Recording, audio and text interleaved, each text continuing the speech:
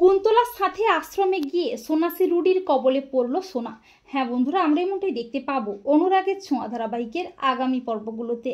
দীপ সূর্যকে সরোজিনী পার্কে নিয়ে আসে, দীপাও আসে সূর্যের সাথে দেখা করতে, আর কুন্তলাও সোনাকে নিয়ে সরোজিনী পার্কে আসে যাতে করে দীপা ও সূর্যের দেখা না হয় কোনোভাবে। কুন্তলা সোনাকে উস্কাতে থাকে দীপার বিরুদ্ধে। সোনা দীপাকে আবার অপমান করতে থাকে। এরপর সোনা কয়েকজন গুন্ডাদের কবলে পড়ে।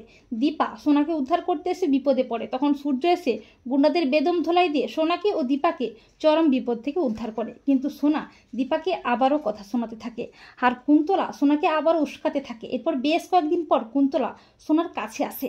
কুন্তলা সোনাকে বলে, সোনামা, তোমার মা তোমার জীবন থেকে সব রং কেড়ে নিয়েছে, আর সবাই ব্যবসা কাজ নিয়ে ব্যস্ত থাকে, তোমার কথা কেউ ভাবে না, তোমার কষ্ট কেউ বোঝে না, কিন্তু আমি তো বুঝি তোমার কষ্ট, তাই তোমাকে আমি একটা জায়গায় নিয়ে যাবো যেখানে গেলে তুমি শান্তি পাবে।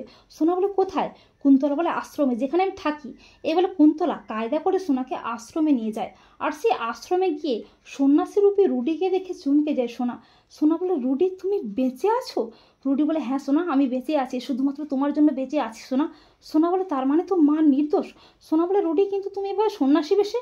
তখন রুডি বলে, এটাই তো আমার পরিচয়। তো বন্ধুরা, তোমরাও এটাই চাও তো যে সোনা যেন যেভাবেই হোক জানতে পারে যে রুডি আসলে মারা যায়নি, রুডি জীবিত আছে? কমেন্ট করে এক্ষুনি জানিয়ে দাও তোমাদের মতামতটি।